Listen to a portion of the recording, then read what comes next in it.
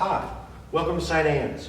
I'm Barry Dennis, and I'm going to walk you through how to help construct the altar as part of our altar guild at St. Anne's. So, as you see, the altar has been cleared, and we're going to start building from the ground up what we need, the different items to go on our altar to set up for a Sunday service. So, let's get started. The first thing that we're going to do is bring out some of our paraments to go on it, which will be our scarves, which we use each Sunday. Our scarves are the first things that go on our altar, and as you see, these are our green scarves.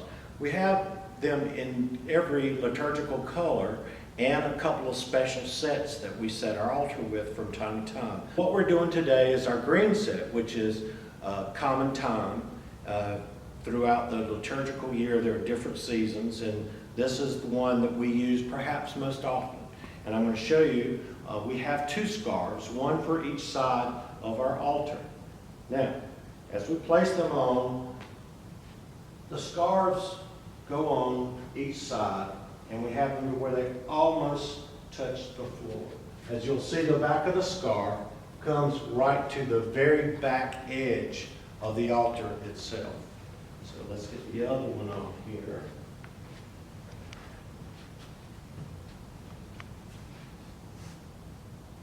Also, for the distance, about 10 inches to a foot from the edge is what we try to get. And it doesn't have to be exact. You don't have to bring out a ruler. Just your eyeball is good. And as you see, the two of them there are about the same distance to the floor.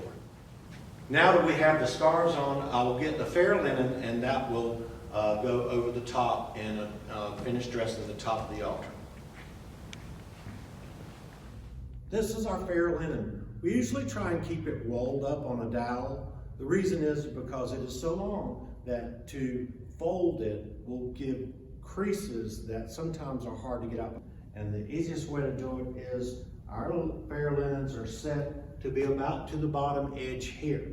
So if you take it and place the bottom edge right there on here, then just roll it out across the top. You'll see, we're looking at here. Yep, you can judge pretty much by your edges.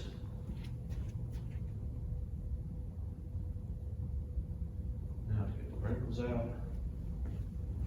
Let's see. There we have that set about just right. Pull this edge down just a little bit to make it where it's square. That looks pretty good. Now our next thing we're going to do is we're going to set up candlesticks. On our main altar, we have two candles. And they basically sit right here on the corner of where the leg is, on either side. So, now, let's get the rest of the setup for the center. These are the main elements that will go on the center of the altar. And they consist of, the first is our corporal. The corporal is laid in the center of the altar.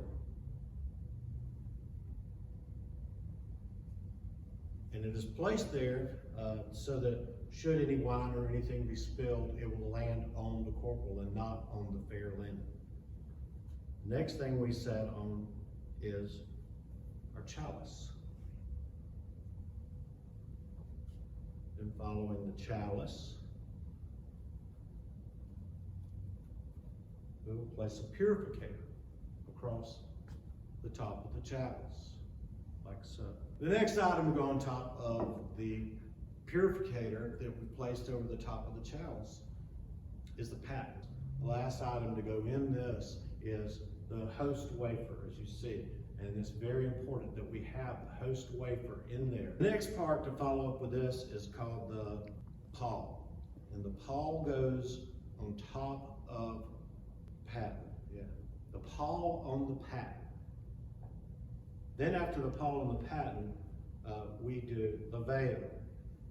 Our veil, as you see, has gesso. So that goes towards the front, towards the congregation. And then the sides go in, pull across the front,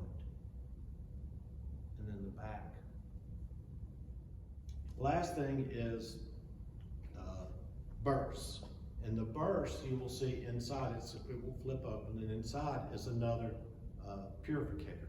And that's for whenever we use 2 chalices and we have regular services that is used to clean the edge of the chalice. So now we have this set. I'll go and get the additional items that are going on our altar, and they are basically our 2 books that we use and set up. These are our 2 books that we have on our altar. This is the gospel, which you see is covered in beautiful brass plating, and then this is our altar book. They go here.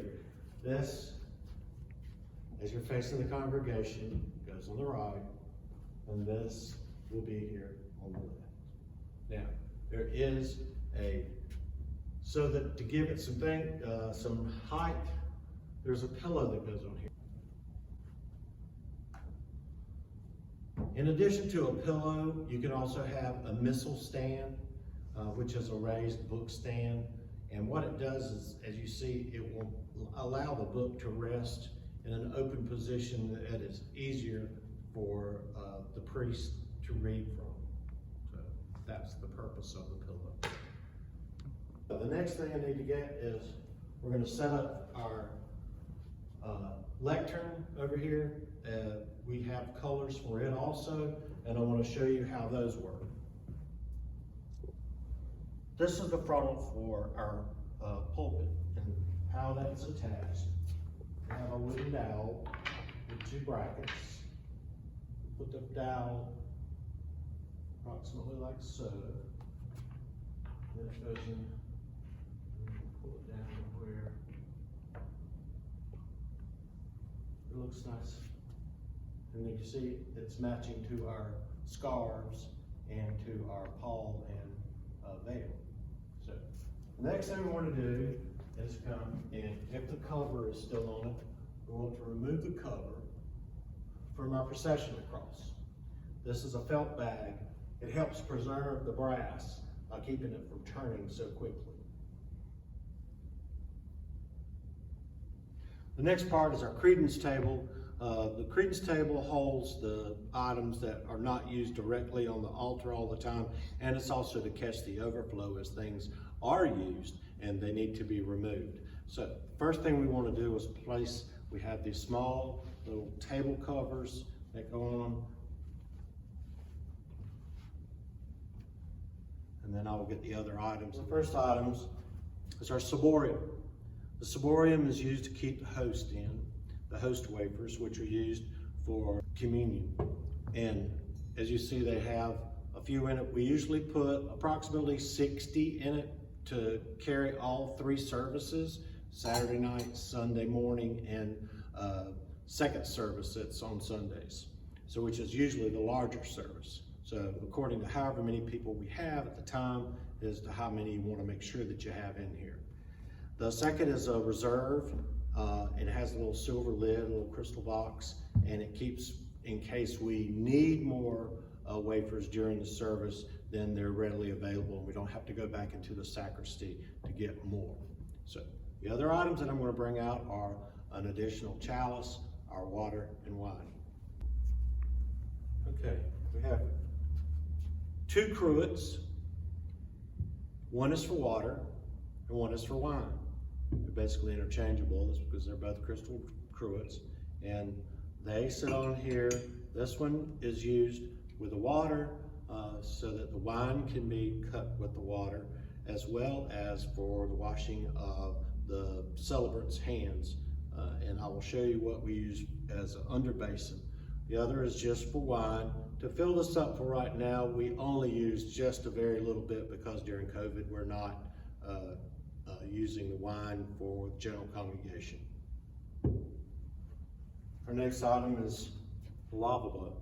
The lavabo is used to, when we're washing the celebrant's hands, to catch the wastewater that drips off of his hands. You'll also have a towel that is placed over your arm that is necessary to be set out with the lavabo. And I'm going to bring out the other chalice and paten. We have 2, and also another purificator.